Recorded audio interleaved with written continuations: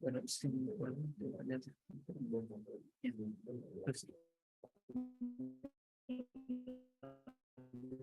bueno, Ya. voy a ir lejos y voy a ver si va. No, no, en Facebook. Ya. Ya, espérame, anda. En unos minutos empezamos.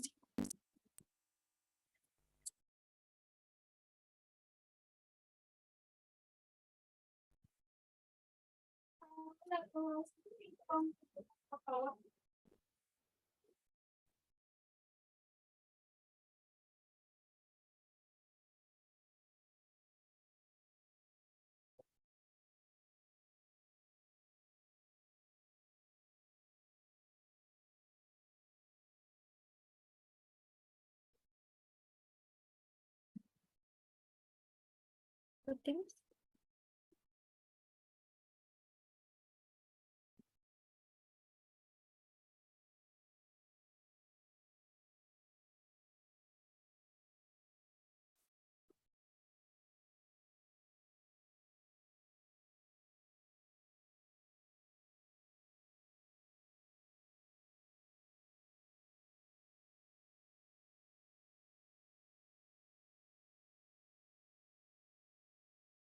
Buenas tardes a todos y bienvenidos al tercer taller de investigación aplicada de la gestión 2023 de Fundación ARU, junto al Instituto de Investigaciones Socioeconómicas de la Universidad Católica Boliviana ICEC y la Sociedad Científica de la Carrera de Ciencias Políticas y Administración Pública Social.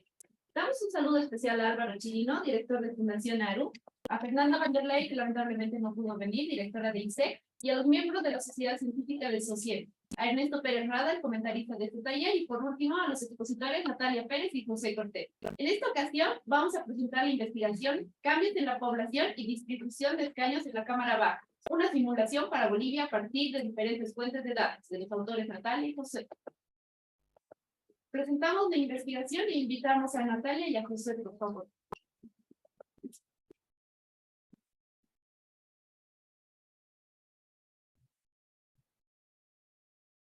Hola a todos y todas, gracias a los que han venido, perdón por el retraso y los inconvenientes, gracias del oficio. ¿Me escuchan? ¿Sí? Esta presentación que hemos hecho con Josué tenía la motivación básicamente de que en cada proceso electoral, y esto les digo siempre a mis estudiantes, en cada proceso electoral surge el conflicto sobre la redistribución de escaños, ¿no? ¿Quién gana? ¿Qué departamento gana escaños? ¿Qué departamento pierde? Hay un montón de intereses políticos ahí, como siempre en la política. Y que si lo vemos desde un punto de vista histórico, siempre se ha zanjado a raíz, a partir, perdón, de acuerdos, a partir del 2013, que se ha promulgado la ley 421, es que recién se ha establecido un procedimiento técnico para la distribución de escaños entre departamentos, así bien explícito, digamos, ¿no? Un lugar donde tenemos explícitos los pasos.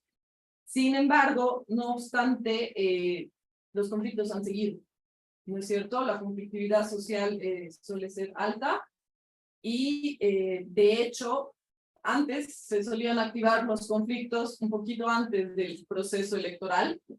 Sin embargo, y por cuestiones, no sé, que hemos puesto aquí, ¿no? O sea, la institucionalidad democrática atraviesa por una crisis de legitimidad, la polarización, etcétera, y otros factores más. Este conflicto se ha activado en un periodo no electoral. Y con eso me refiero al año pasado, a los conflictos, el paro de un departamento del país, ¿no es cierto? Y todo eso que no se ha dado precisamente en un periodo electoral o preelectoral, ¿no? Porque todavía falta para las elecciones, esto ha sido en el marco de la fecha del censo, pero el conflicto se ha activado en todo caso en un periodo no electoral, ¿no es cierto? Y esto que nos está diciendo es, no sé, nos da pistas sobre una falta de institucionalización del propio sistema electoral, ¿no? Es como que no hubiera terminado de cuajar.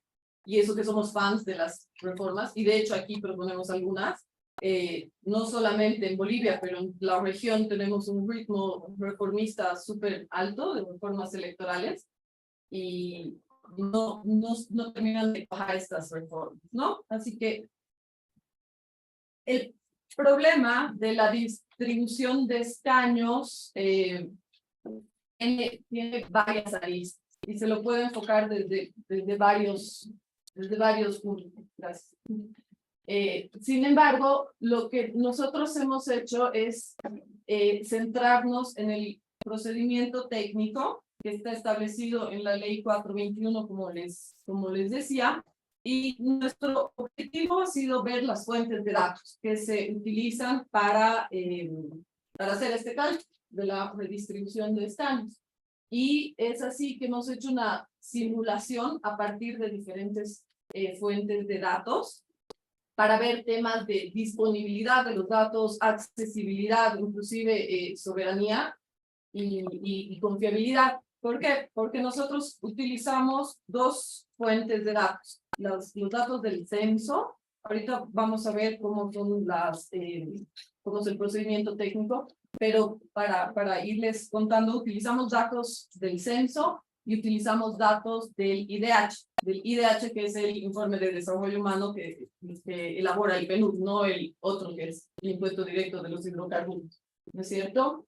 Y la idea que tenemos es socializar este procedimiento técnico para ponerlo en el debate público y discutirlo desde un punto de vista técnico, ¿no es cierto? En este sentido, las fuentes de datos, para así un poquito ayudar a desinflar estos conflictos en este punto, ¿no? Que son las fuentes de datos, porque después hay mucho más.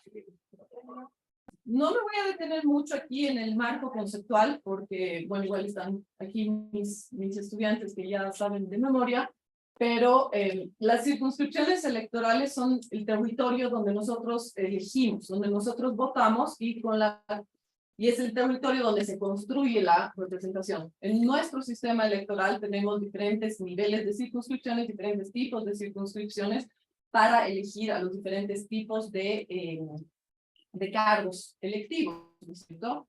Ya sea en el nivel nacional, departamental o municipal. En este trabajo nos hemos centrado en el nivel nacional y en la Cámara Baja, ¿ya? Las circunscripciones electorales, como nos dice la literatura, van a tener diferentes efectos en la dinámica, la competencia partidista. Como siempre les digo a mis estudiantes, no es lo mismo la estrategia de campaña de un partido en una circunscripción uninominal que en una circunscripción plurinominal, ¿no es cierto? Ya deben odiar, porque les repito eso siempre. Lo mismo en cómo se comportan los representantes en el Parlamento, ¿no es cierto? Y por último, lo más importante y por lo que parece que es todo este conflicto de la distribución de escaños es en los productos de política pública. La desproporcionalidad territorial, o malapportionment, que es en inglés, es la discrepancia entre la cantidad de habitantes que hay dentro de una circunscripción y la cantidad de escaños que le corresponden a esa circunscripción, que le corresponden por ley a esa circunscripción, de la cantidad de escaños que están en juego en esa circunscripción, ¿cierto? Entonces, se supone, en teoría, desde un punto de vista normativo, que tiene que haber una relación entre la cantidad de habitantes y la cantidad de representación. Porque si no, de otra manera, no se estaría cumpliendo con este principio de igualdad intrínseca que nos habla Robert Dahl, que es una persona, un voto. Y es lo que decimos, que lo que se dice en la jerga, que en algunas circunscripciones, en algunos departamentos, en algunas regiones, los votos cuestan más que en otros. Perdón, los escaños cuestan más que en otras regiones, ¿no? Ahora, esto, y aquí quiero recalcarlo, es desde un punto de vista normativo, ¿no? De una persona a un voto, es desde un punto de vista meramente prescriptivo. ¿Por qué? Porque es bien difícil lograr una proporcionalidad territorial exacta. Y hay diferentes motivos por lo que eso no es posible. Eso por una parte. Y por otra parte, no es que existan estándares generales de desproporcionalidad territorial. ¿No es cierto? Como decir, a partir de 7% para arriba es desproporcionalidad territorial. Lo que está por debajo del 7% pasa. No existe. ¿Por qué?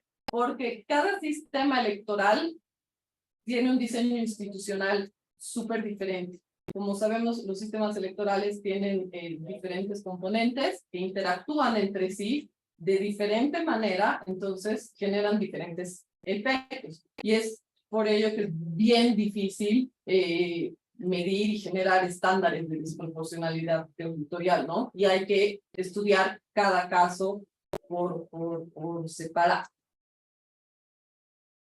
La hipótesis, el debate, digamos, que se suele discutir siempre, y es en el que generalmente nos quedamos, es que las regiones que están sobre o representadas, es decir, que tienen más escaños de los habitantes que tienen más escaños de los que les correspondería por población, en teoría tendrían mayores beneficios, ¿no es cierto? Mayores beneficios y no tienen tantos habitantes. Una cosa así, esa sería un poquito la relación.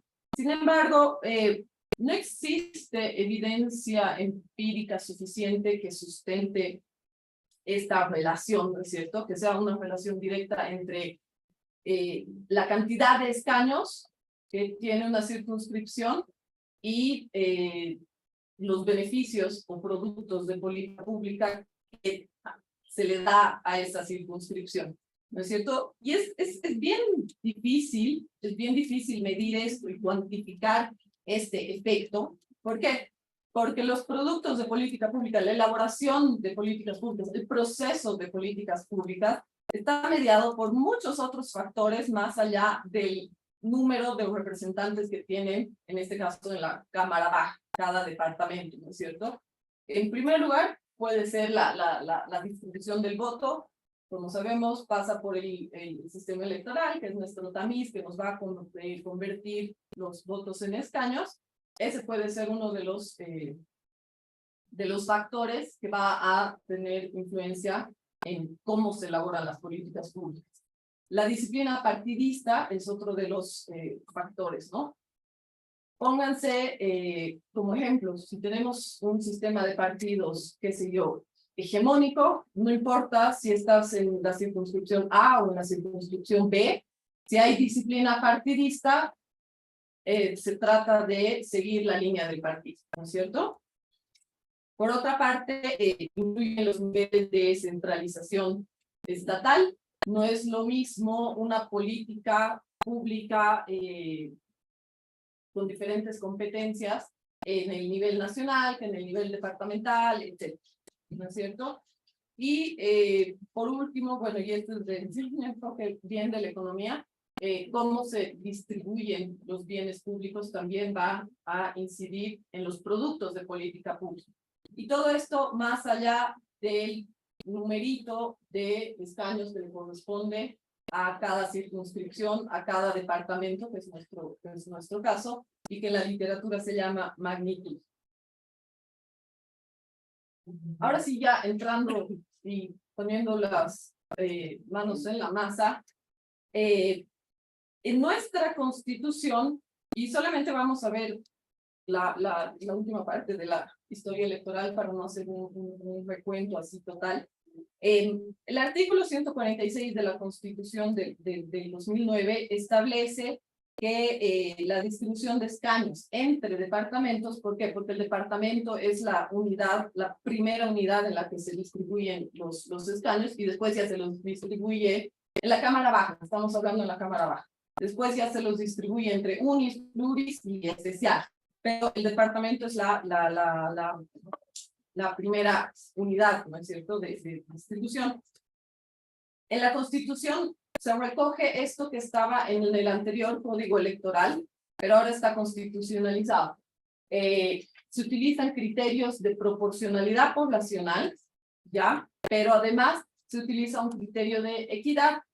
Este criterio de equidad hace referencia a los departamentos que tienen, por una parte, la variable menos población, la variable población, a los que tienen menos población, y por otra parte, menor grado de desarrollo económico, ¿no? Entonces, es como tenemos los dos principios, proporcionalidad poblacional y equidad, y este criterio de equidad se basa en menor cantidad de habitantes, menor población y menor grado de desarrollo económico. El 2013, como les decía, se promulgó la ley 421, que es cuando por primera vez se estableció un procedimiento técnico y se lo dejó explícito, se lo dejó por escrito en la legislación, en la ley, digamos, en la normativa, este procedimiento, porque antes se hablaba de estos criterios de proporcionalidad poblacional, el criterio de equidad también, pero no se tenían, por decirlo así, las fórmulas con las que teníamos que sacar la cantidad de escaños que le corresponden a cada departamento en función de estos criterios que les he hablado de proporcionalidad y equidad. Y es aquí en esta ley que se establecen igual las fuentes de datos que se utilizan para cada uno de los criterios. Como les decía, se utiliza información central ya para sacar los criterios poblacionales, y se utilizan datos del IDH, que es el Informe de Desarrollo Humano del PNUD, para medir cuáles son los departamentos con menor grado de desarrollo económico. Y creo que yo estoy hasta ahí. Y después... Ya. Gracias. Continuando con la exposición de Nata, este es un poco el panorama actual de la distribución de escaños en Bolivia. Lo primero que nos dice la normativa es que tenemos que dividir el número de la población entre el número de departamentos. Sacamos una media. Los departamentos que tengan una población por encima de esa media, que va a ser básicamente la población promedio por departamento, van a tener, o sea, se van a considerar para sacar una segunda media. Los que tienen más de la población promedio en Bolivia se sacan una segunda media, y los que tienen menos de la población promedio en Bolivia se va a sacar una tercera media, ¿no? Si la media 2 y 3, la de departamentos con mayor población sobre la de departamentos con menor población, es lo que vamos a llamar la razón electoral, ¿no? Entonces, en la primera fila lo que estamos viendo es la media poblacional nacional para 5 años, que estamos viendo aquí, 2012, que es el primer censo de población y vivienda, digamos, el censo más reciente. Tenemos 2019, 2020, 2021 y la proyección poblacional del INE para 2022. Por si acaso, estas son las proyecciones poblacionales del INE. No son perfectamente iguales a la que tendríamos, por ejemplo, de la información de las encuestas hogares, ¿ya? Entonces, eso también es una aclaración importante de hacer. Entonces, ¿qué estamos haciendo? Dividimos los departamentos que tienen una media mayor a la nacional, los agarramos, agrupamos en una categoría que va a ser típicamente La Paz, Santa Cruz y Cochabamba. La media de estos 3 departamentos va a ser la que vemos en la fila número 2, y la media número 3 va a ser de los departamentos, o sea, los que no son del eje, van a estar recopilados en esta fila. Dividimos la razón número 2 con la razón número 3 y tenemos lo que se llama, lo que les había dicho, la razón electoral. Es con la razón electoral que nosotros vamos a calcular justamente la asignación mínima total sobre estos 130 escaños, ¿ya? Si calculamos con la razón electoral justamente esta asignación mínima, nos va a salir que tenemos máximamente a repartir 26 escaños, de los cuales, si los dividimos, digamos, entre los 6 departamentos que tienen menor población en relación a la media nacional, van a ser a 4, ya lo redondeamos al número inmediato inferior. Bien. Ok. Eso es para el tema con menor población, como había dicho Nat. Ahora, cuando vemos el tema de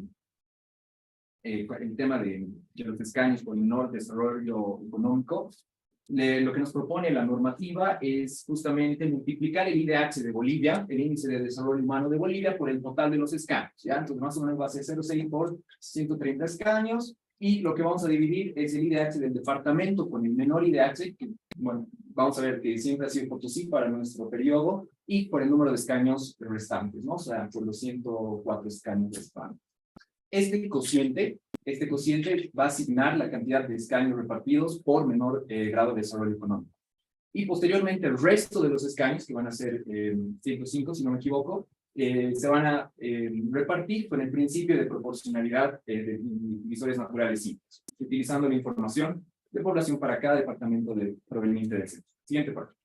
Entonces, aplicamos estos criterios de equidad y aquí vemos el IDH, ¿no? Aquí estamos viendo el IDH descompuesto por departamento y el nacional. Vemos que, por ejemplo, Potosí tiene para cada año el menor nivel de desarrollo humano, 0 es el menor desarrollo posible y 1 es el desarrollo pleno de las personas. Este IDH se construye en base a educación, salud e ingresos.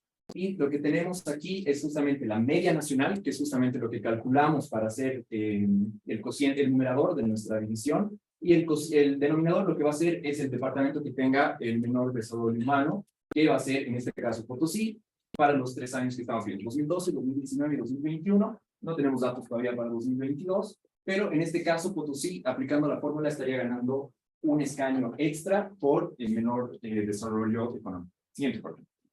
El resto, asignando el resto de escaños por la regla de Don, lo que tenemos es justamente, esta es la nueva distribución, ¿no es cierto? Que es muy interesante y lo que nos debería llamar la atención y por qué se puede originar la conflictividad, es que desde el censo de 2012 en La Paz, perdemos 2 escaños, ¿ya? O sea, tenemos menos representación política en Cámara Baja. Versus que Santa Cruz va a ganar 2, y si se corroboran las proyecciones poblacionales del INE, y este es un dato muy sensible, ganaría hasta 3. La Paz está perdiendo 2, Santa Cruz está ganando hasta 3, y el pierde 2 de La Paz, o sea, 2 de La Paz se van a Santa Cruz, y el restante se viene de Chuquisaca, ¿ya? Eso es lo que nosotros aplicaremos. Por si acaso, este procedimiento, ustedes lo pueden corroborar, esto es bien fácil, podemos hacerlo en una página web si quieren, es realmente algo bien sencillito, lo podemos corroborar haciéndolo en una página web, no es nada de lo común. La siguiente, por favor. Ok, entonces simularemos qué es lo que pasaría en estos escenarios con la información reciente, con la información más reciente disponible. Tenemos la asignación por menor población. Ya habíamos dicho que para todo nuestro periodo de estudio iban a ser 4, ¿no es cierto? Entonces, por ejemplo, Chuquisaca, Oruro, Potosí, Tarija, Belipando van a ganar 4, los departamentos del Eje no van a ganar ninguno, ¿ya? Entonces ahí ya hemos dividido, pero ya hemos repartido los primeros 24. Cuando consideramos el menor desarrollo económico, Potosí gana los 3, o sea, en los 3 años gana un escaño cada año. Por el tema de proporcionalidad, que es lo que habíamos visto de la regla de divisores naturales simples, lo que vamos a tener es lo que ya les había mostrado, los 29 de La Paz vuelven 27, los 28 de Santa Cruz van a volver 30, o si consideramos el 2022, 31. Sumamos todo esto, sumamos las filas, y lo que tenemos es la distribución, ¿no es cierto? Entonces, una vez más, La Paz pasa de 29 a 27, podemos ver algún otro ejemplo, por ejemplo, Beni no cambia, Pando no va a cambiar, Santa Cruz sí ganaría 2, Tarija no cambia, Potosí no cambia, entonces realmente lo que está cambiando ahorita certeramente es La Paz y Santa Cruz. Hay que ver si Chuquisaca pierde 1 o no pierde 1.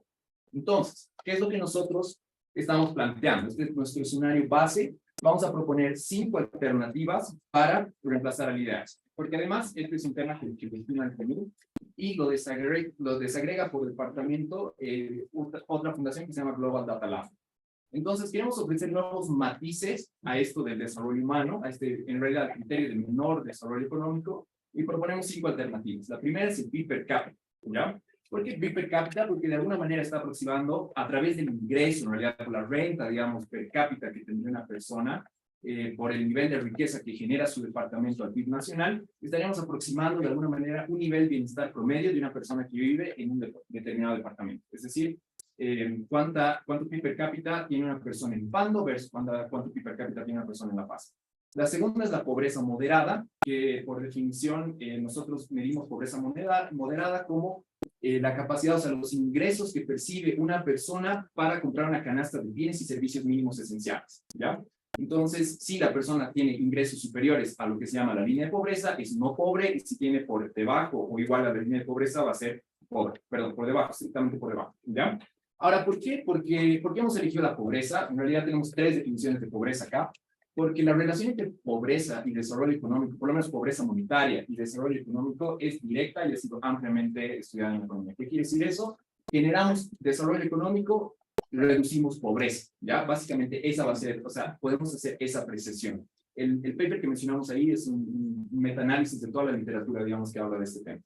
El tercer criterio es la pobreza extrema, que es básicamente como la pobreza moderada, son las implicancias que tienen son más fuertes, porque lo que estamos hablando es acceso a una canasta alimenticia, entonces las personas que no cuentan con los ingresos suficientes no están pudiendo saciar sus necesidades alimenticias, ¿ya? Pero la motivación es igual que con pobreza moderada. Ahora, si queremos trascender un poco lo estrictamente monetario, tenemos un indicador que es pobreza multidimensional. Vamos a tener tres categorías: salud, educación y estándares de vida, que se van a referir a características de las, por ejemplo, de las viviendas de las personas. Y aquí estamos utilizando una medición que es un poco más internacional y estandarizada, que es la de OFI, porque Bolivia no tiene una medición oficial. O sea, el INE, por ejemplo, no calcula pobreza multidimensional, calcula necesidades básicas y insatisfechas, pero eso es cada censo, ¿no? Entonces, puede ser una opción, una alternativa interesante. Igual en la fundación hemos hecho medidas de pobreza multidimensional que podrían servir como para orientar y dar las pautas contextualizadas a nuestro país. El número 5 está la desigualdad de ingreso, que lo vamos a medir con el índice de Gini, que es un índice que va de 0 a 1, donde 0, vamos a decir que 0, la distribución de ingresos va a ser lo más igual posible y 1 lo más desigual posible, ¿ya? Justamente lo que estamos mostrando es cuán dispareja es la distribución del ingreso, ¿ya? Entonces, si el Gini es más alto, la disparidad de ingreso en la población es más alta. Entonces, estas son 5 aristas que nosotros podemos tener para plantear alternativas a lo que plantea la ley 421. Entonces, si simulamos, digamos, si vemos qué es lo que pasa y aplicamos exactamente la misma regla que utiliza la normativa, lo que tenemos es, por ejemplo, para el caso de PIB per cápita, el departamento beneficiado va a ser 20. El número de escaños que gana van a ser 2.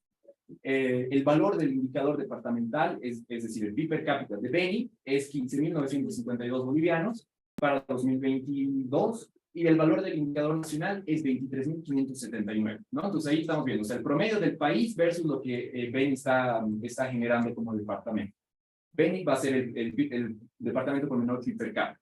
Si vemos pobreza moderada, va a ganar 2 escaños el departamento de Potosí, puesto que el 57.8% de su población vive en una situación de pobreza, versus que la media nacional es 36.4, según las encuestas globales de 2021.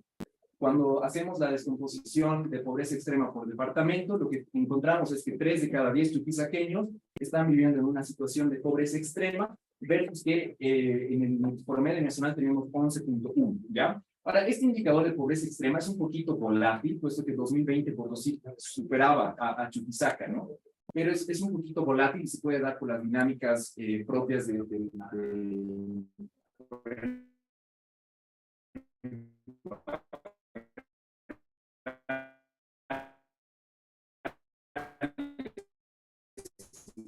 las operaciones agrarias en el departamento y pueden haber años que sean mejores que otros. Entonces, tal vez podríamos complementar con estos indicadores de pobreza, se llaman FGTs, pues realmente, y de qué manera más la pobreza extrema. Después tenemos pobreza multidimensional. Una vez más, Potosí va a ser el departamento con mayor población en situación de pobreza, alcanzando básicamente un cuarto de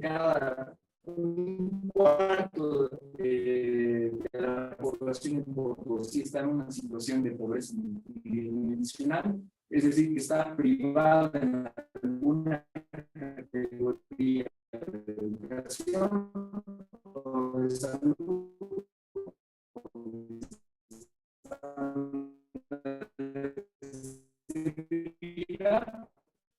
versus que la media nacional es 9.1.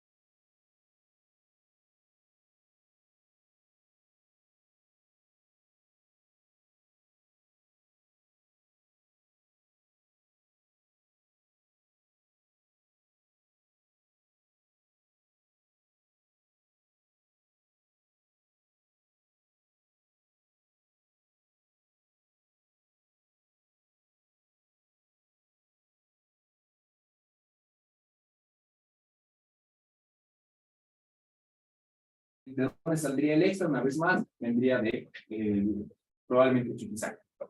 Ok, tal vez en todos los casos tenemos 130 escaños a repartir, ¿no? Y eso es parte de lo que va a ser nuestras conclusiones.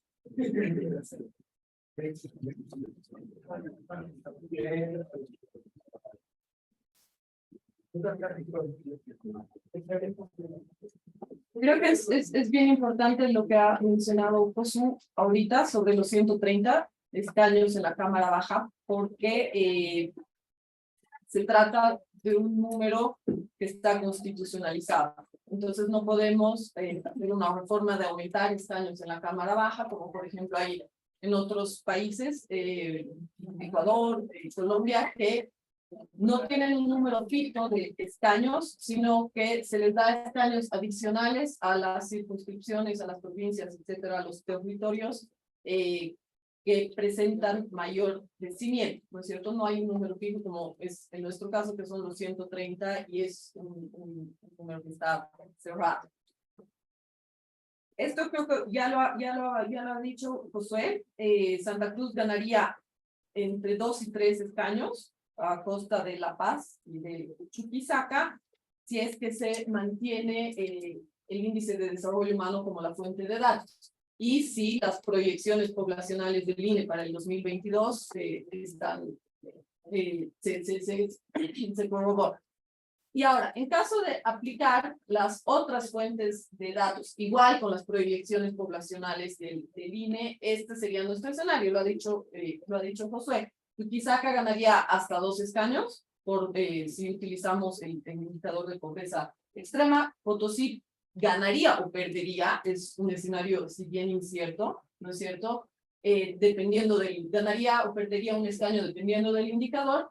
Santa Cruz dejaría de ganar, porque Santa Cruz en todos los casos gana, pero dejaría de ganar un escaño con los indicadores de pobreza, desigualdad y el PIB per cápita.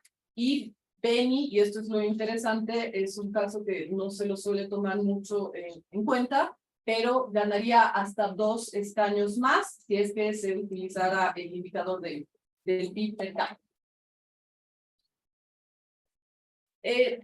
Nosotros hemos visto que si bien la aplicación de diferentes fuentes de datos no representan cambios así bien significativos, por así decirlo, sí creemos que la discusión se centra precisamente en la disponibilidad de estas fuentes de datos, ¿no es cierto? Hemos visto, si aplicamos un indicador de pobreza extrema, de repente no varía mucho con un indicador, con el IDH, que es el que ya se utiliza, etcétera, pero ahí las implicaciones están en cuanto a la disponibilidad de las fuentes de datos, quién las genera, cuestiones de confiabilidad, con qué frecuencia se sacan. Creo que no lo hemos mencionado, pero por ejemplo los indicadores de pobreza están en las encuestas, se sacan a partir de las encuestas de hogares, ¿no es cierto? Mientras que el IDH es con el censo, con otras fuentes.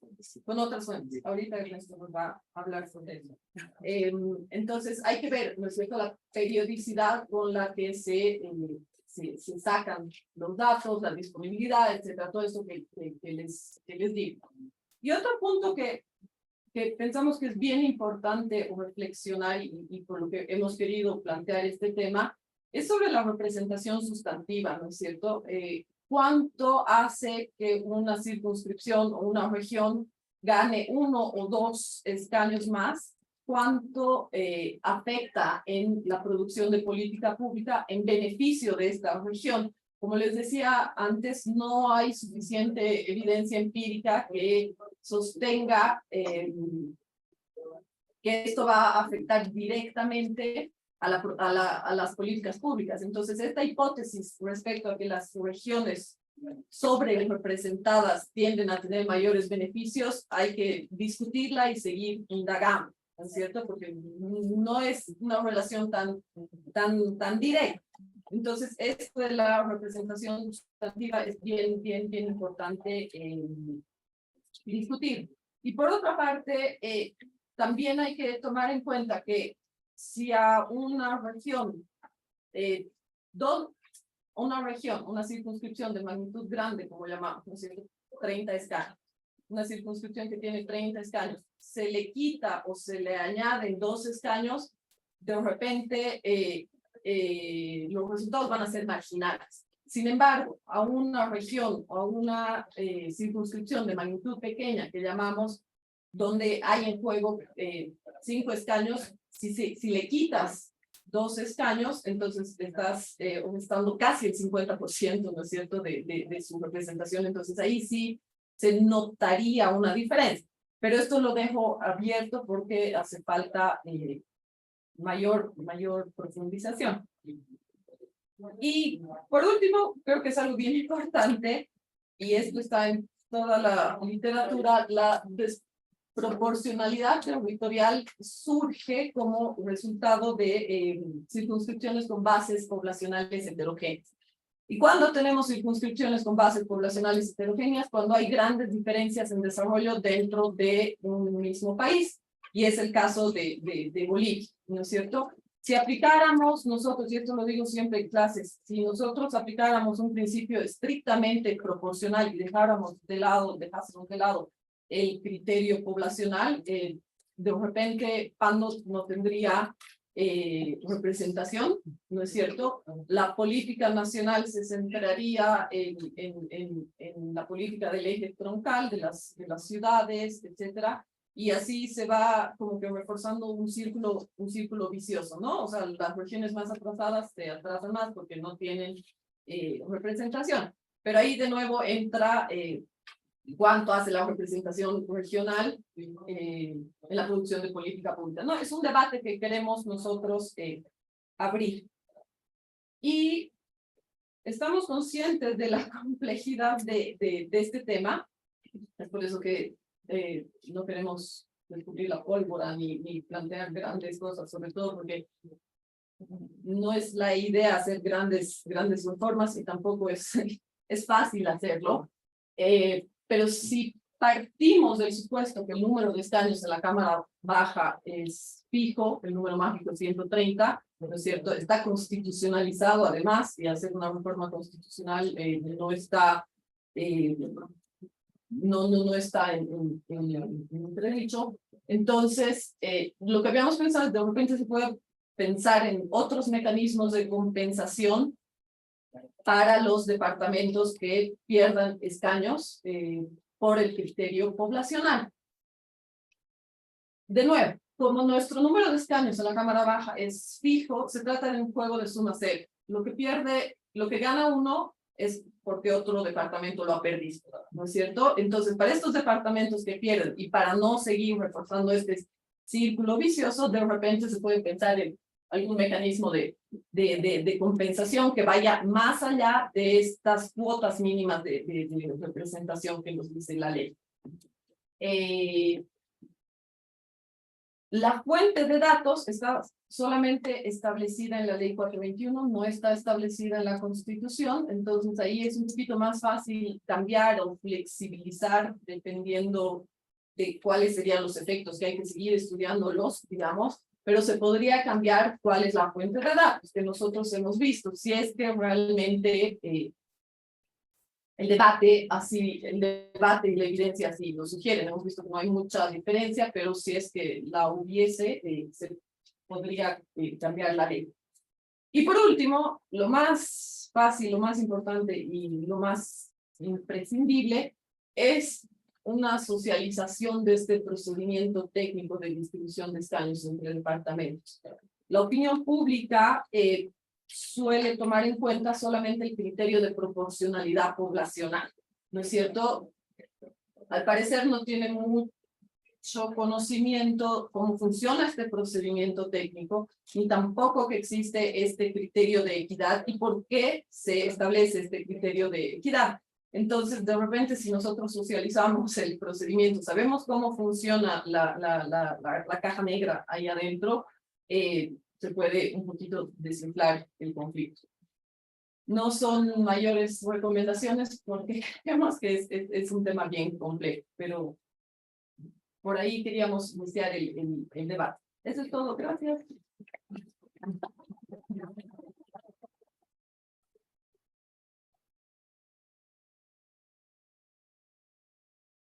Muchas gracias a Natalia y a Josué.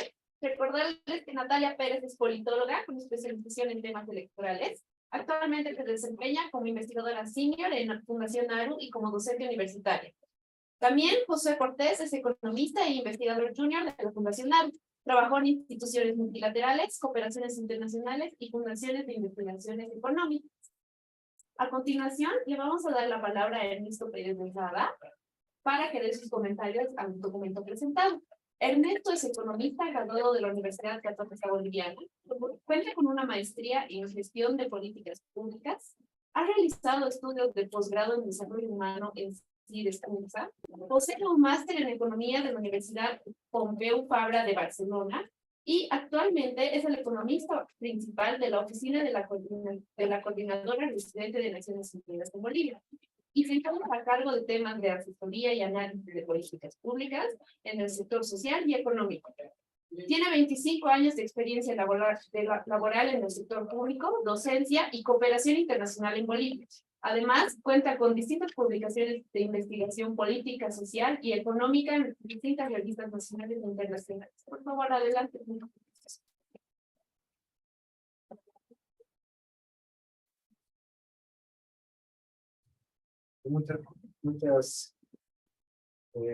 Bueno, primero muchas gracias por la invitación al espacio.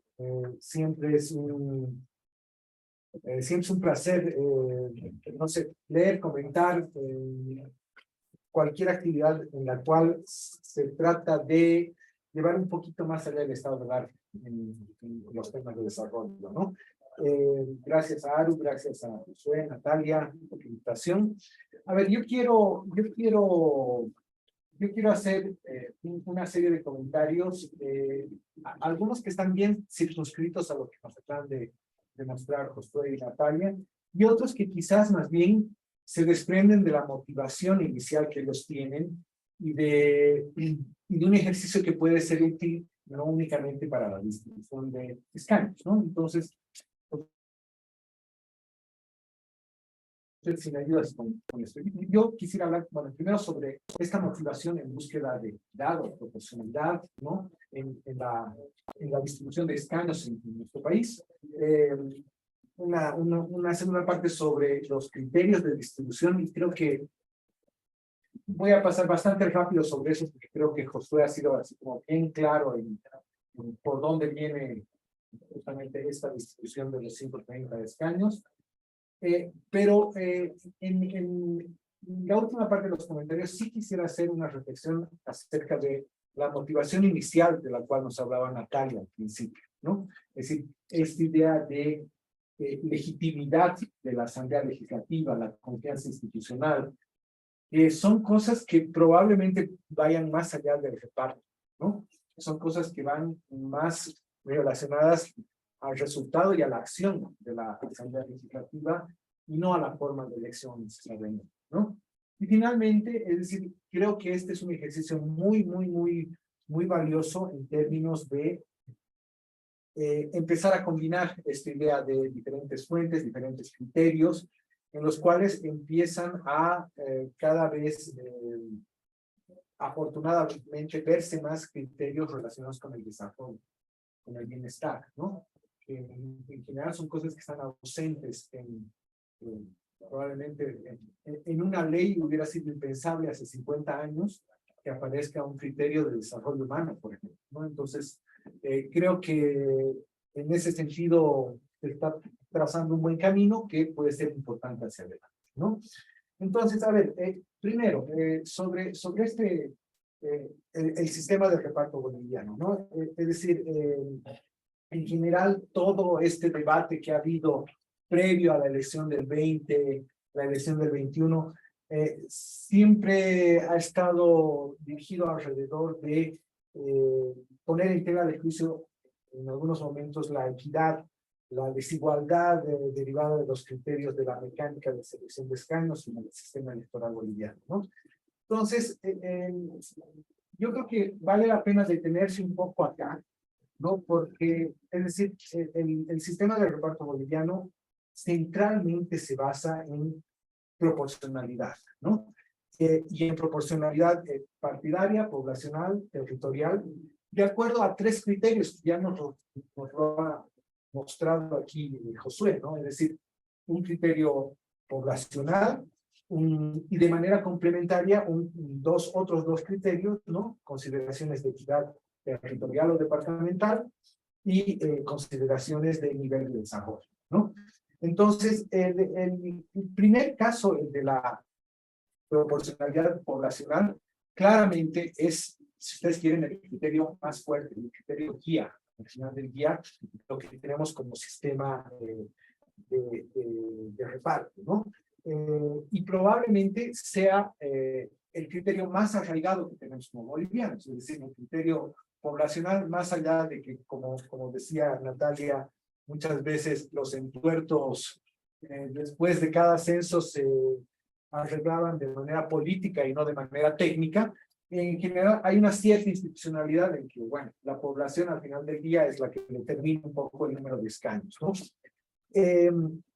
Entonces, esto de un voto una persona, claro, no es exactamente igual, pero por lo que nos ha mostrado Josué, es cierto para 105 de los 130 escaños, básicamente, ¿no? Entonces, sí se mantiene un cierto nivel de proporcionalidad territorial, ¿no? Entonces, creo que de manera acertada, en algún momento alguien pensó que, a ver, la repartija poblacional, es decir, no se puede dar en un vacío, ¿no? Es decir, no somos un conjunto en una clase de matemáticas donde se la parte como sea, y bueno, las cifras repartidoras son 1.300.000, será, creo, ¿no? Esa es la cifra repartidora, y esperemos que en cada departamento haya más o menos la misma cantidad de población, porque si no le toca lo que le toca a cada departamento, ¿no? Entonces, esta consideración de equidad en términos de escaños mínimos por nivel territorial tiene un sentido también, ¿no? Es decir, Natalia decía, ¿qué pasaría si fuera realmente perfecta la razón de repartición de escaños poblacional? Luciana Molina decía que el 72% de los escaños irían al eje central. 72% de los asientos parlamentarios irían a La Paz, Cochabamba, Santa Cruz, y el 29% restante se tendrían que repartir entre 6 departamentos. Entonces, claramente, es decir, hay un problema que al final del día reproduce justamente estas desigualdades territoriales, y una forma de tratar de solucionar esto son esos 4 escaños mínimos que nos mostraba Josué, ¿no? Es decir, en términos de compensación por menor población. Entonces, de nuevo, es algo que tiene un sentido interesante, digamos, en términos de rescatar ciertas cuestiones, al final, que tienen que ver con cuestiones hasta de equidad histórica incluso, ¿no? Esto tiene una dependencia histórica, ¿no? Y finalmente, ¿no? Es decir, tenemos el tercer nivel de criterio, que es justamente donde se ha hecho este ejercicio tan interesante, ¿no? Que es justamente el de equidad por nivel de desarrollo, ¿no? Ahora, el punto es que teniendo estos 3 criterios, lo que nos debe quedar claro es que la discusión acerca de introducir nuevos criterios como los de desarrollo, en realidad ponen en juego poco, ¿no?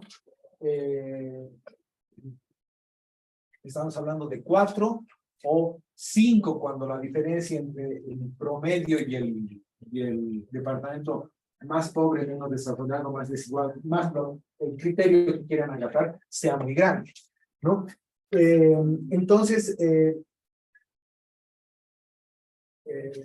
primero, un poco tener, digamos, en cuenta esto, ya lo voy a tocar en un momento, ¿no? Entonces, la argumentación de los criterios, obviamente la población, una persona, un voto, la subsidiariedad departamental, no sé si estoy usando siquiera la palabra correcta, pero es esta concentración, digamos, entre departamentos más poblados y menos, y nivel de desarrollo. Pero, es decir, lo que sí nos tiene que quedar claro, porque además esto que hablaba Natalia, el tener claro en campañas informativas, en información de la opinión pública, que la proporcionalidad en la elección presidencial se respeta así, una persona, un voto. Es decir, sacaste 55, eres presidente, punto, ¿no? Es decir, ahí esto no es como probablemente hace 4 décadas atrás, donde los parlamentarios escogían al presidente en una elección indirecta, si ustedes quieren, ¿no? Ahora es con el recuento de votos. Entonces, aquí sí se mantiene, digamos, esto, y es en la distribución de escaños después de esta mecánica que nos muestra Josué, donde probablemente, digamos, es que se quiebra algo de esta proporcionalidad exacta, ¿no? Entonces, si podemos ver la siguiente, ¿no? Entonces, lo que decía, ¿en qué nivel se aplica? Como vemos, ¿no? 3 criterios: población, territorio, nivel de desarrollo, ¿no? Entonces, ¿cuánto o cuántos están en juego? En realidad son pocos, ¿no?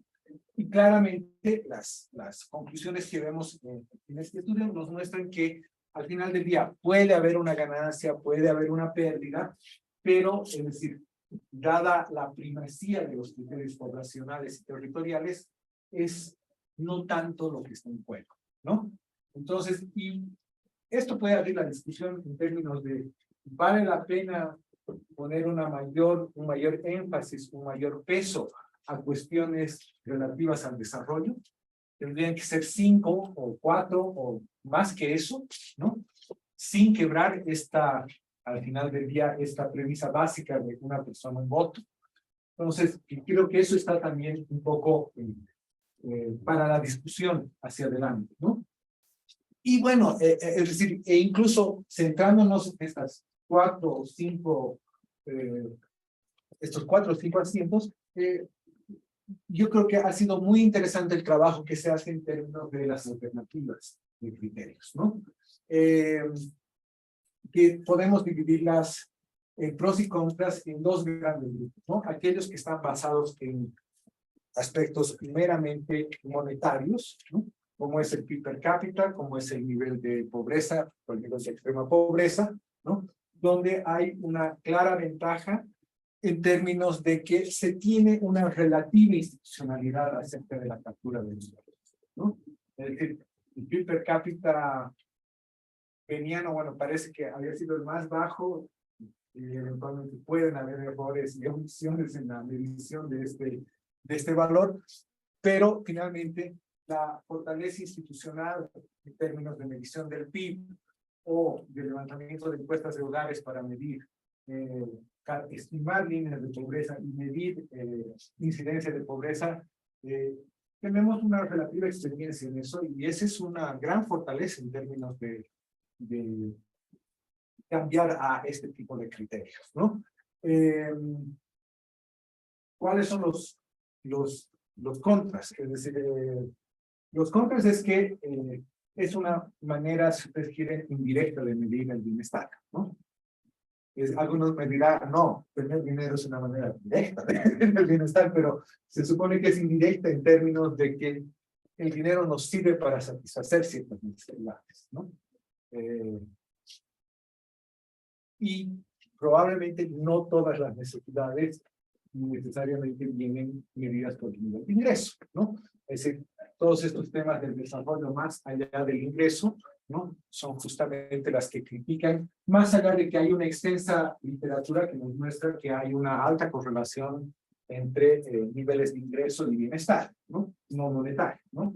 Pero, digamos, podrían ser identificadas como contras. Y del otro lado tenemos la familia de estas mediciones multidimensionales, no únicamente económicas, cuyos pros son, digamos, claros en términos de tener un abanico de satisfactores de necesidades de bienestar, que no solo se centra en el nivel de ingreso o en el PIB per cápita, ¿no?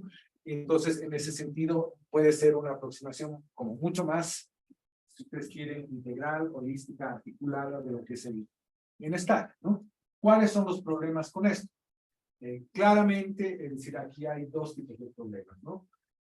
La institucionalidad o la experiencia o la capacidad institucional para la medición de estos otros tipos de indicadores son mucho más complejas en nuestro país, por lo menos, ¿no?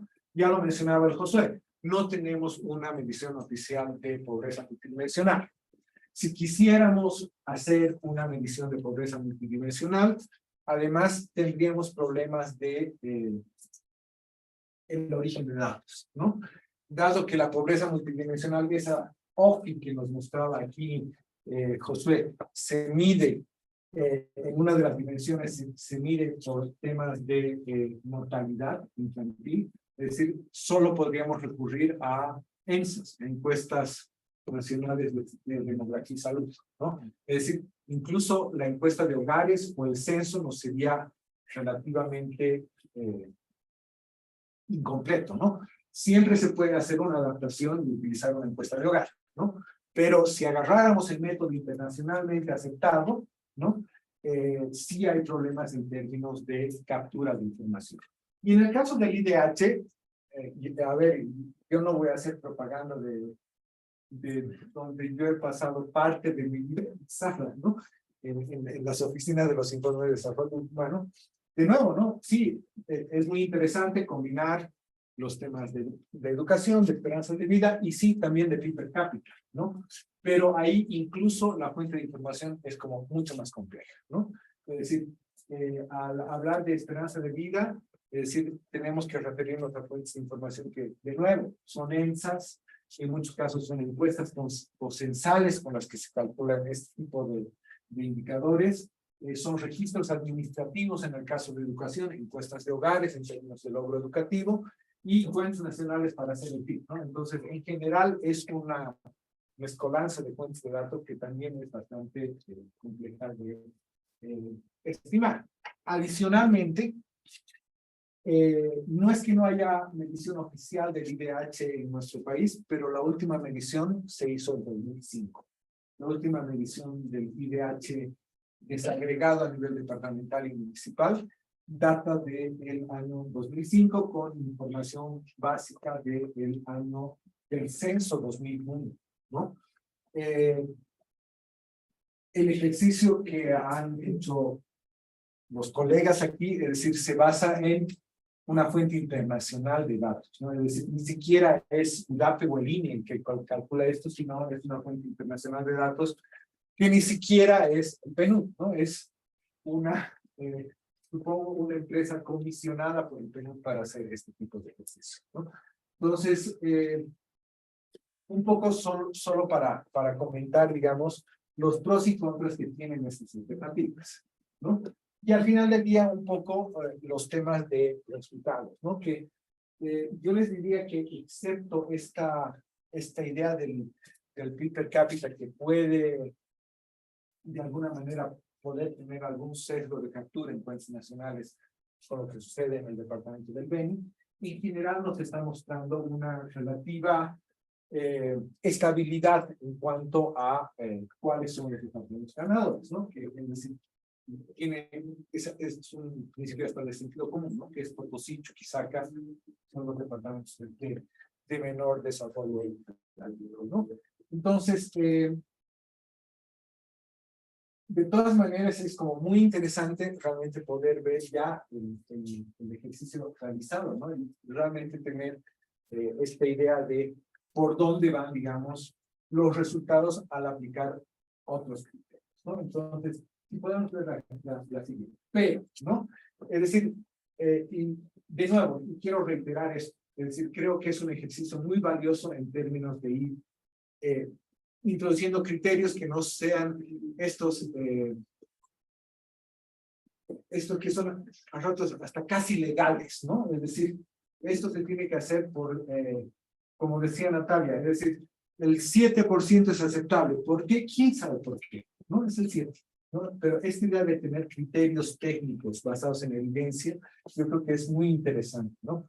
Ahora, el punto es que más allá, digamos, de este tan interesante ejercicio que nos muestran los colegas, es, yo creo, volver a la pregunta que hacía Natalia al principio, ¿no? Es decir, tenemos una crisis de legitimidad y de confianza con las instituciones, en particular la Asamblea Legislativa Plurinacional, ¿no? De hecho,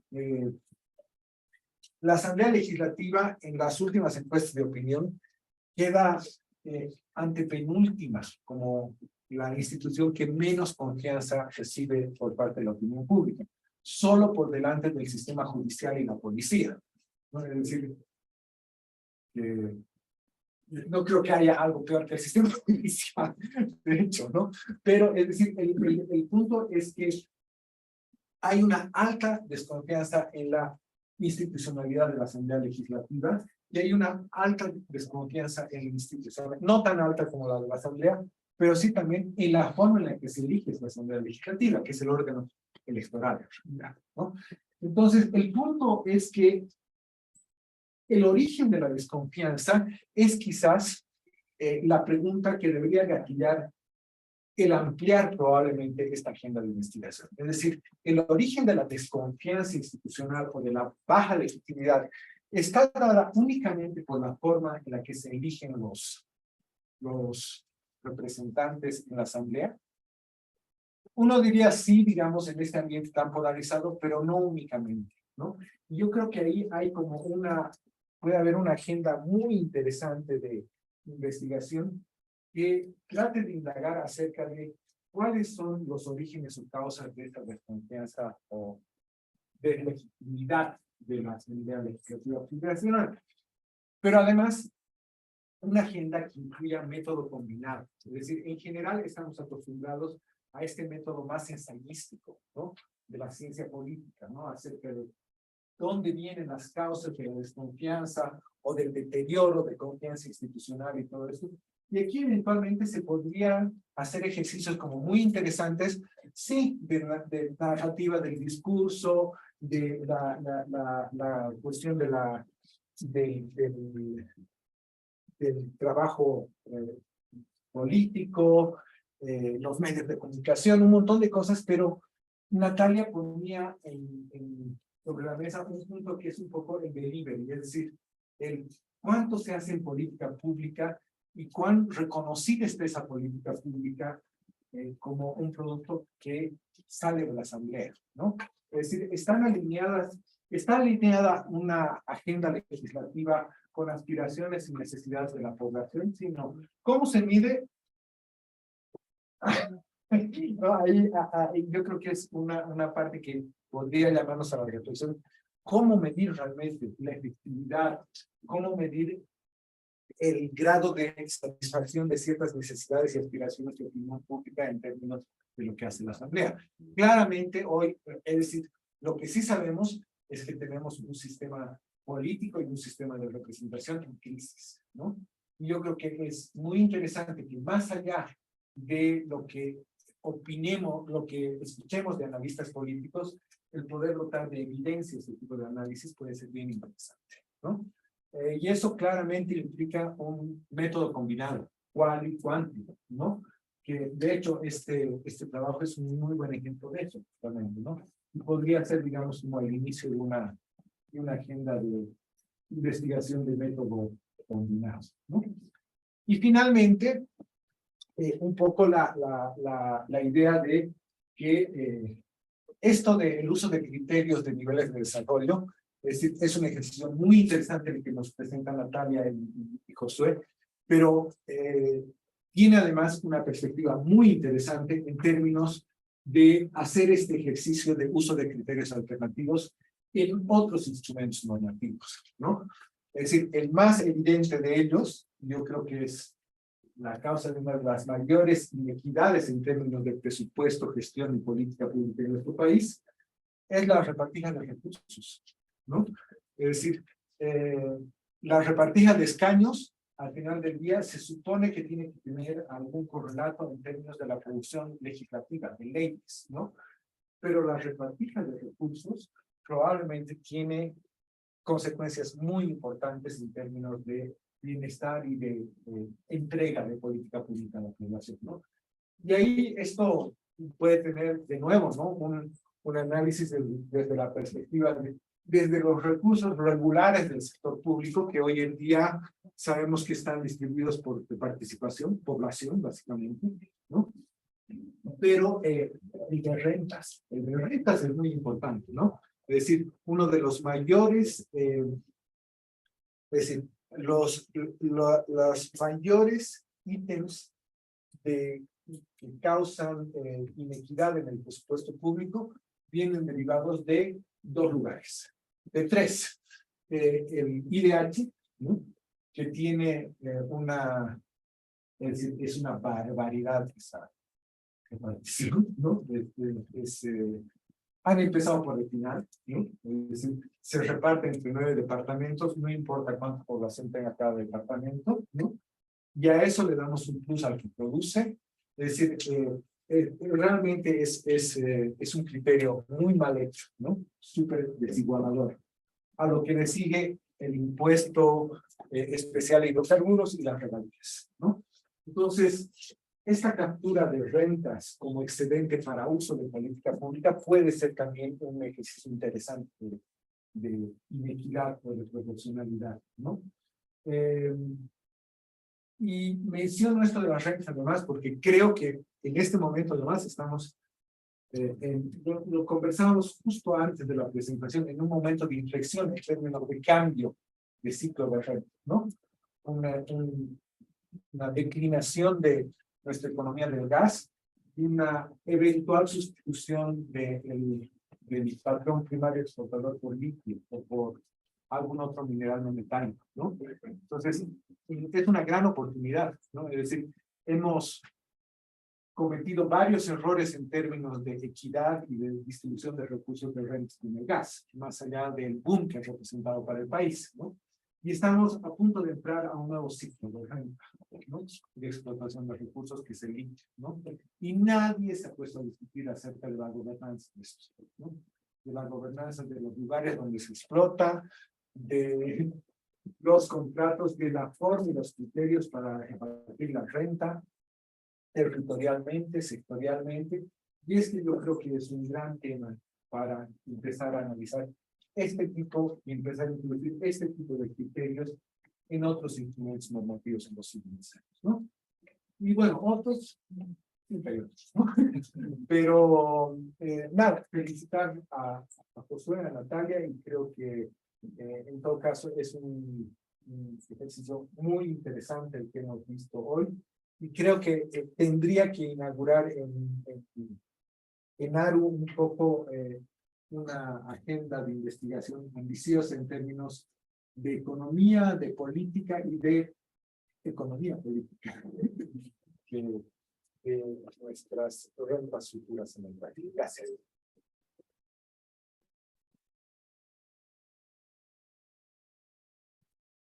Agradecemos mucho a Ernesto Pérez por varios comentarios a la investigación presentada por Natalia y por Josué. A continuación les pregunto a Natalia y Josué si quieren responder a los comentarios de Ernesto. Sí.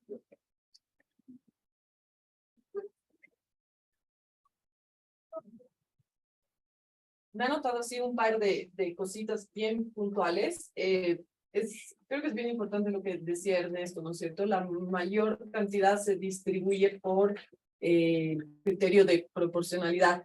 A esos 26 restantes, a esos 26 que son los primeros que se distribuyen, además tenemos que quitarles los escaños especiales indígenas, ¿no es cierto?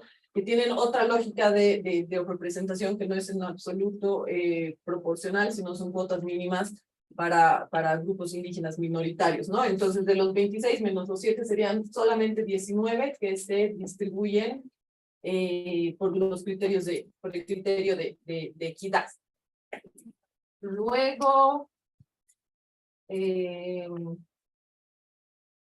es bien importante, y esto ya así, bien a grandes rasgos, esto que plantea Ernesto sobre el origen de la desconfianza, ¿no es cierto? Ya así para un poquito filosofar, tenemos las elecciones como el único método generalmente reconocido para designar a nuestros representantes, para resolver problemas y conflictos, etcétera. Entonces, ¿qué pasa si la forma como nosotros elegimos a nuestros representantes está en entredicho? pucha, ahí es sobre lo llovido mojado, ¿no? Entonces ahí va a empezar a minarse más, más de lo que ya está el sistema democrático. Eso era así, a grandes rasgos y muy puntual a lo que ha dicho Ernesto. Gracias. Creo que eso es todo. Gracias. Gracias, Natalia. A continuación, ¿alguno del público quisiera hacer alguna pregunta? Abrimos la ronda de preguntas. Claro que sí.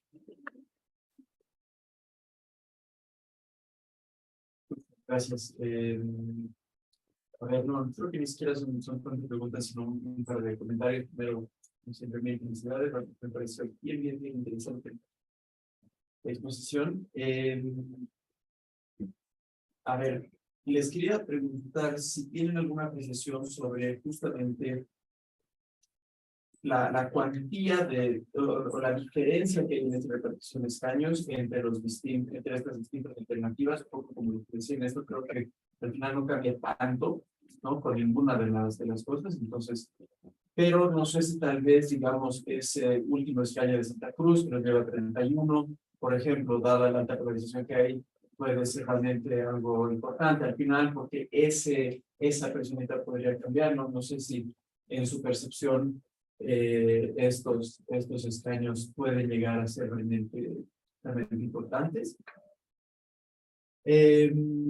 También, solamente como una sugerencia, algo que se me ocurría es que otra alternativa podría ser unir algo de pobreza, como estaban viendo ustedes, con el Gini, por ejemplo, ya si tienen una partecita de pobreza ya sea monetaria o multidimensional y una partecita de desigualdad, porque si solo se tomara Gini tampoco sería justo dejar de lado esa parte de pobreza. Y la tercera, que también es casi como un comentario, no sé si consideran que como algo bueno o malo, entre comillas, el hecho de que justamente el IDH lo haga el PNUD, o bueno, una empresa contratada, que no sea justamente una institución nacional. Tal vez puede ser un poco negativo en el sentido de que, no sé, justamente no es algo propio del país, y que si por algún motivo ya no hubiese ese informe, entonces tenemos problemas, o tal vez sí de confianza, digamos, en la población, porque ahí tal vez, creo que en esto de Santa Cruz, por ejemplo, había desconfianza en el INE, entonces tal vez puede ser algo bueno que no lo haga el INE, porque total, el hecho de que no, perdón, el de Perú no somos nosotros, entonces confiamos un poco más en eso.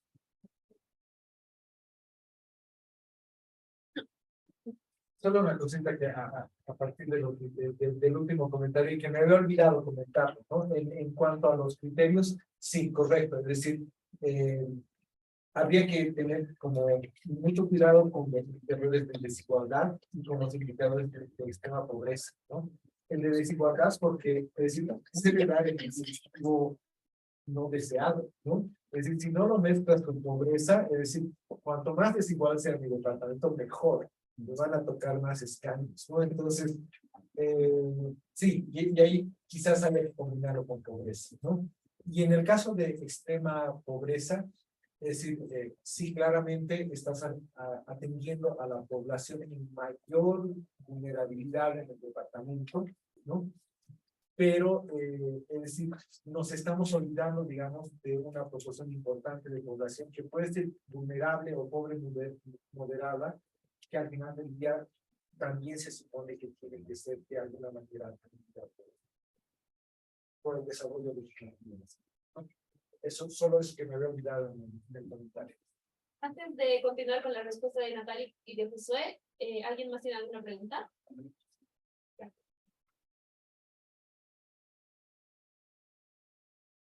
Tengo todos muy buenas noches, excelente presentación, me parece interesante la investigación que están desarrollando, que supongo que ya la han acabado y es una presentación de esa y va a ser el inicio para una agenda de investigaciones. Yo hace bastante tiempo estaba metido en este tema de pobreza multidimensional, era parte de la fundación que he hecho en el área de investigación social. Y la pregunta va en este sentido. El tema de el producto público que supuestamente tendría que ser el resultado de todos estos escaños, de toda de todo el aparato electoral y todo. La pregunta sería, ¿no sería que a lo largo de los años existe un mejor producto público, por decir alguna mejor aplicación? Sabemos que es muy difícil medir cómo la política pública es eficiente y puede generar resultados positivos. ¿No será que esta aplicación de política pública, por decir en algún caso, en algún departamento, ha sido eficiente y está cambiando eso la proporción de escaños? Tal vez podamos tomar una hipótesis de esa manera. O el producto público, ¿cómo podemos medir ese producto público? ¿No será que va a aumentar a lo largo de los años? Supongamos que de aquí a unos 10 años, la proyección acerca de esos escaños, supongamos que cada producto público que está desarrollándose está mejorando la calidad de vida, el índice de desarrollo humano que estamos manejando a los diferentes departamentos. Y si está siendo efectiva, entonces puede ser que está mejorando la calidad de vida, pero les va a quitar la cantidad de escaños necesarios. Eso sería la pregunta que tenía. Muchas gracias. Antes de que Natalia y José respondan todas las preguntas, ¿de corrido alguien más? Bueno, quisiera felicitar a Nata y a José por su presentación, por el trabajo. Nata mencionaba, ¿no?, que como hipótesis, en teoría, las circunscripciones sobrerepresentadas se les confieren más beneficios. Pero empíricamente esto no tiene una evidencia, ¿no? Ernesto lo mencionaba, ¿no? Me pregunto, él lo ponía, ¿cómo medir la efectividad de la asamblea? Vamos a ver, ¿no? Entonces, tal vez quisiera que puedan preguntar en esa discusión, en esa pregunta, tal vez ustedes lo han planteado, porque parecería ser que este es el paso natural, ¿no? El paso siguiente a esta agenda o a esta investigación que se está generando.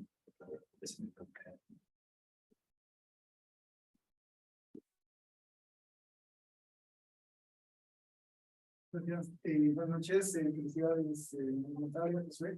Tenía un par de consultas, bueno, más que una consulta, tal vez en este caso de las sugerencias y las conclusiones que tenían que alguna vez es bueno migrar hacia otra fuente de datos, pero el generador de datos sigue siendo el mismo, ¿no? Sigue siendo el mismo, ¿no? Y ese es un problema, que bueno, mientras al INE lo sigan nombrando, por decirlo ejecutivo, sigue habiendo por ahí una susceptibilidad respecto al generador de datos, porque ya es el generador de datos de la población, con todo lo que tiene por detrás el tema del censo, y es el generador nomás de las encuestas, pobres moderada, polígono internacional, Gini, ¿no?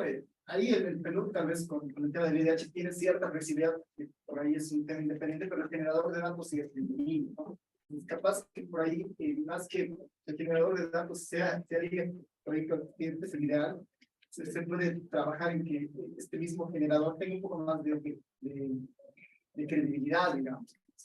Tal vez como el caso del defensor del pueblo u otros, que no sé, la asamblea que puede elegir al director, digamos, ¿no? No sé, se me ocurre porque creo que ese es un problema de fondo en este caso en particular, ¿no? El tema del generador de evidencia. Y la otra duda que tenía es, bueno, ¿cuán real es esta representatividad? ¿No? Son 12 millones de personas, es decir, ahí hay un número de 130 escaños que repartir, en teoría son 90,000 personas por escaño, ¿no? ¿Cuán real es que un diputado, por decir, ¿no?, cuando baja sus sesiones, pueda concentrar este nivel de cantidad poblacional para transmitir después su opinión a la asamblea, ¿no?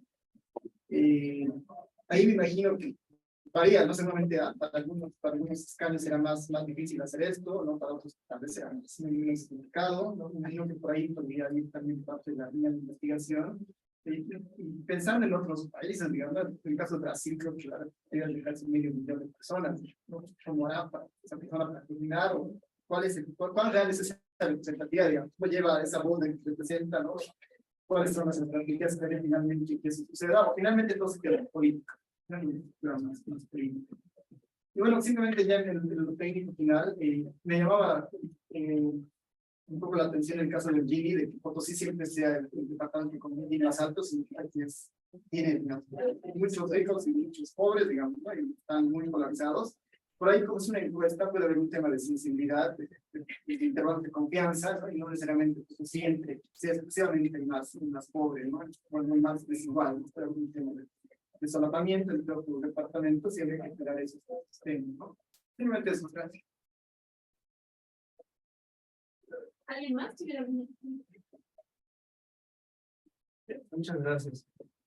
Bueno, primero agradecer a los ponentes. La verdad es que estuvo muy claro en sí. Yo casi no tengo ninguna duda porque todo realmente ha quedado claro. Justo cuando estaba viendo las exposiciones, en algo dudaba y hace rato lo aclaraba. Es más, perdón, justo lo que hablaba hace rato un momento atrás el compañero, que a mí igual solo que me llamó la atención esto en los índices, en las estadísticas del departamento de Potosí. En lo personal igual quizás me llama un poco la atención porque yo soy del departamento de Potosí, y es que veía que por ejemplo en el índice de pobreza moderada, Potosí es el departamento que está ahí y sobresale y tiene pues un índice de 57,8, es bueno, más de la mitad, ¿no? A mí me parece muchísimo, la verdad. También el índice de pobreza multidimensional, pero en ese momento yo dudaba por qué Beni, digamos, ganaría en ese caso escaños, teniendo en cuenta el índice del PIB per cápita. Es justo lo que mencionaba el compañero. Quizás no hay una razón ya determinada, demostrada, ¿no? Por así decirlo, pero quizás sí se puede ver algo en el índice Gini, que vendría a mostrarnos el tema de la desigualdad. Yo el tiempo que he vivido creo que sí se puede evidenciar el tema de la desigualdad, es bastante notorio, porque tienes en Potosí, digamos, empresarios, o sea, mineros, que, bueno, o sea, realmente son personas que tienen ingresos altísimos, y bueno, pueden estar concentrados, digamos, en los campamentos mineros y en el centro de la ciudad. Pero ya después, todos los alrededores, y me parece que no es mentira la estadística que se ha mostrado. Creo que no hay un departamento donde se pueda evidenciar, ¿no?, una desigualdad tan grande. Eso. Y después ya todo estaba claro. Gracias.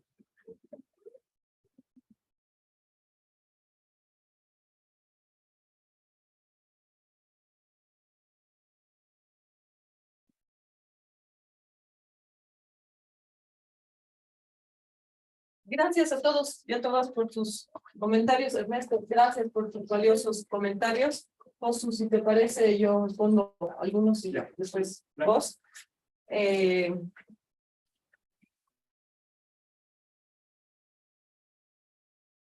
Todo real de este escaño, ¿no es cierto? La verdad es que habría que medirlo, es difícil medirlo, pero pienso que en nuestro contexto es marginal, ¿no es cierto? Que un departamento gane 1 o 2 escaños o fiero. Lo que alguien preguntaba hace un ratito, creo que Álvaro preguntaba de cuán real es esta representatividad. Se trata de un efecto psicológico, ¿ya? Sobre todo porque pónganse en el caso que nosotros aumentáramos para no tener que proceder a este procedimiento de quitarle a uno para darle a otros, digamos, ¿no es cierto?, que aumentamos el número, el mágico número de los 130 y hacemos como otros países, o tenemos un número establecido, un techo, 140, igual seguiría siendo proporcional, ¿no es cierto? Entonces se trata más de un efecto psicológico de no tener que quitarle a uno para darle a otro. Y esto juega bastante, sobre todo en la opinión pública. Respecto al uso del IDH, no es algo que habíamos contemplado, y Álvaro también lo mencionaba, y sí, es cierto, al final se trata de un trade-off, ¿no?, entre confiabilidad y disponibilidad, y bueno, ahí serán pues los actores políticos los que tendrán que decidir, pero sí es importante que nosotros, como academia y demás actores, podamos aportar con evidencia a este debate. Jill hablaba sobre la producción legislativa.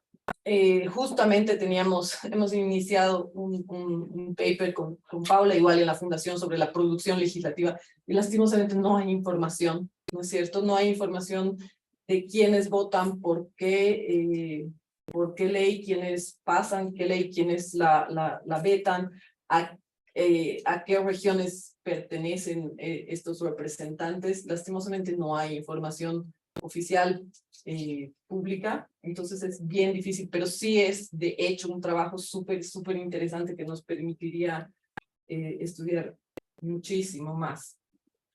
Y sobre la pregunta del compañero, es bien interesante y nos abre una agenda de investigación, empezar por el final, pero de nuevo es muy difícil porque no se tiene información, ¿no? Nosotros hemos empezado del procedimiento de la forma en la que se hacen las elecciones, pero viendo desde el otro lado de cómo el producto de política pública influye en la construcción de la representación, sería interesante, pero de nuevo la disponibilidad de datos es pues casi nula, ¿no? Si no, haríamos maravilla.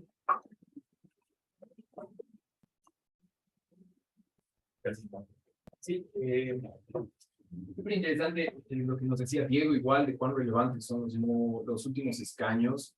Creo que el paro de decenas de días en Santa Cruz muestra un poquito el tema político, ¿no? O sea, incluso este dato de 30 personas en la Asamblea Legislativa para Santa Cruz es realmente conflictivo, ¿no? O sea, uno puede hacer la diferencia, porque ahorita te pones a pensar tanto el lío para dos personas, ¿no? Que además van a salir de La Paz, ¿no? Entonces, realmente es un tema políticamente muy álgido. Después, combinar un tema de pobreza con desigualdad igual está bueno, y se me ocurre que podríamos incluso incorporar un indicador de la OCDE, que justamente tiene podría ser algo interesante, que puede ser algo muy interesante.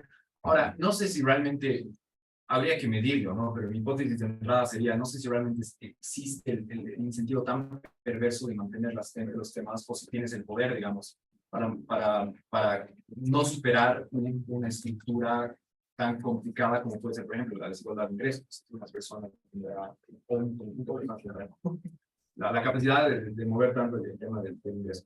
Ahora, volviendo al tema de Potosí, es una muy buena apreciación. Ahorita me estaba fijando en nuestros datos y es bien curioso porque para 2020 el Gini de Potosí era mucho más alto que el de Chuquisaca, pero para 2021 son bien parecidos, ¿no? O sea, están bien cerca ahí, ¿no? Antes eran distintos en 10%, pero ahora son distintos en el 1% más o menos. Entonces sí, vamos a ponerle los intervalos de confianza, eso va a estar súper bueno. Sí, yo creo que va a existir el solapamiento para 2021, no para 2020.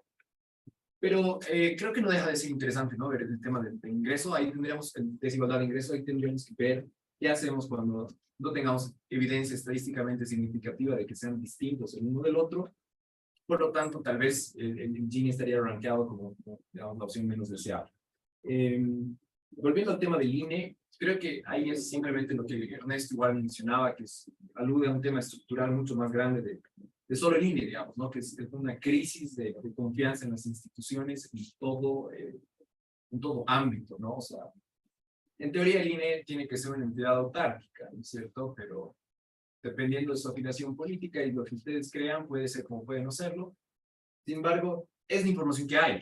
O sea, realmente es lo que tenemos que hacer, es lo que tenemos para hacer lo que tenemos, ¿no? Entonces, por eso también hay esfuerzo de muchas otras entidades que se empeñan en medir, por ejemplo, por el tema de polarización, tenemos a la encuesta de la PES. Entonces, realmente ahí es un tema de institucionalidad muy complicado, que es el que tenemos que superar hacia el tema del futuro.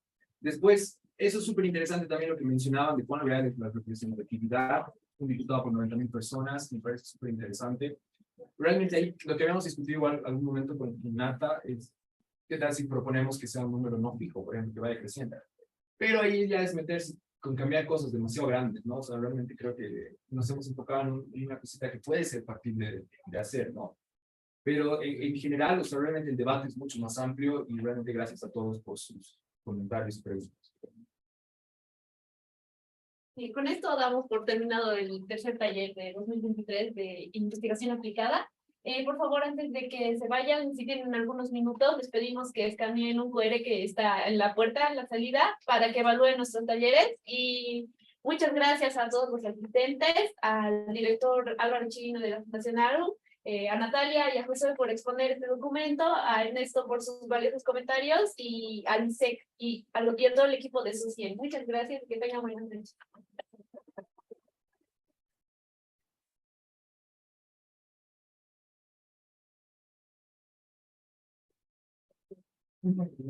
Siempre.